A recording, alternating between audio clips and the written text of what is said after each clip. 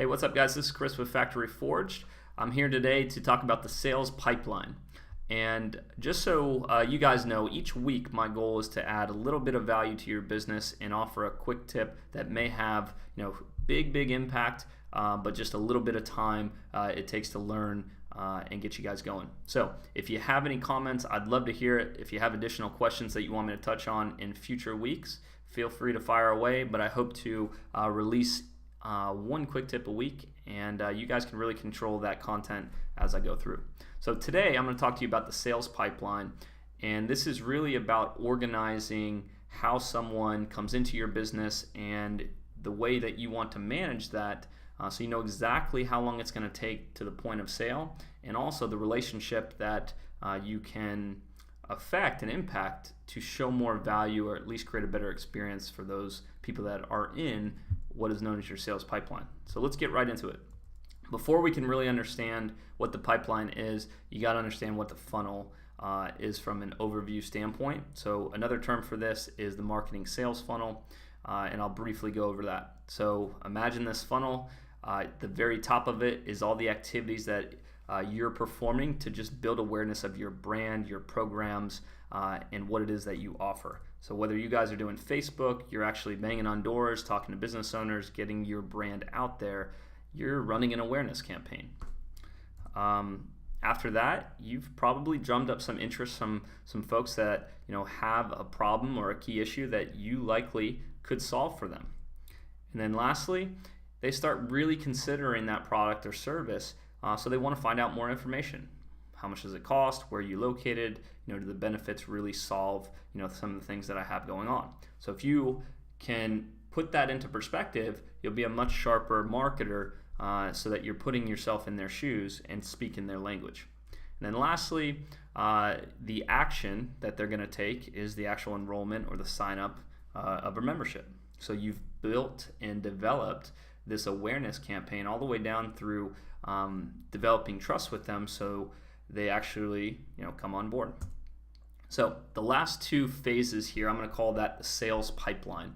So this is the decision and the action phase that you want to be mindful of. Now, the sales pipeline is going to be set up in a series of steps. So think of this more as an operating procedure or a process. And we happen to use ZenPlanner as our software for organizing all of this on the back end. So inside ZenPlanner, we have categories labeled in the form of these steps that I'm going to introduce you. And we'll actually take each potential or prospective client and move them through this sales pipeline, so we know exactly what phase they're in, as well as what to say and what kind of information, given if it's automated or personal, we know what to say and where they're at in the information gathering stage. So let's go over some of those steps so you guys have a better understanding of the sales pipeline. So the first thing is we've captured the lead. We've used all those awareness strategies, and we've finally been able to have them submit some kind of information or reach out to us in the form of, say, email or phone number. Secondly, we'll move them into the next phase or the next step known as the phone introduction. This is a very scripted and skilled conversation to understand key points of information so that we can filter them either into an appropriate program, learn if they're truly a good fit, or recommend they go elsewhere because we're not a good match. And then we'll move them further into our sales pipeline so that we understand they're in our fitness and trial class phase. This is where we actually invite them in to personally experience the service so that we can at least paint a picture and help them feel what it is to be a member. It's kind of like that try before you buy. And again, that just helps build trust and ultimately helps them compare other competitors that they might be shopping. Once they've gone through that, it's a buying decision time. They have to make a decision on, is this a place that I'm going to see results? And what we look at, it's an opportunity to add a new member to our community. If that does not happen, that's not where the sales pipeline ends.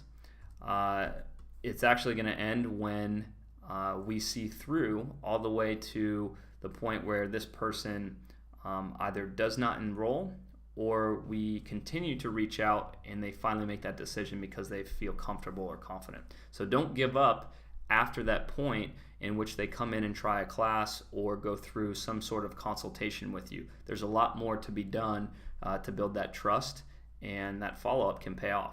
So as people slide down our personal sales pipeline, you're going to notice that they'll slide into step 5, which is if they don't sign up, we're going to call them and we're going to ask them, a couple key questions in our scripting to determine, if they're ready or if they have additional concerns. If we don't receive an answer, again, we're going to continue to call and try and understand that key information. If after call number 2, we don't, we're unable to reach them, we're going to follow up with an email with the necessary information that we wanted to communicate over the phone but didn't have the chance.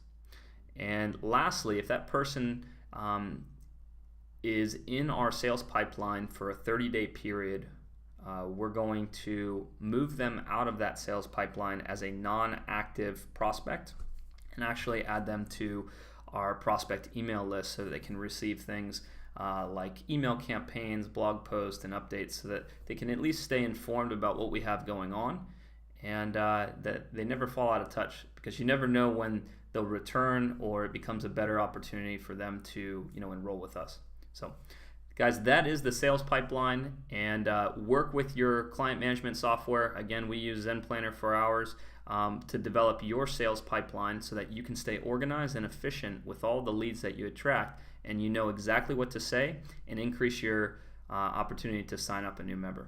Hope you enjoyed it. Don't forget to comment, and we'll look forward to talking to you next week.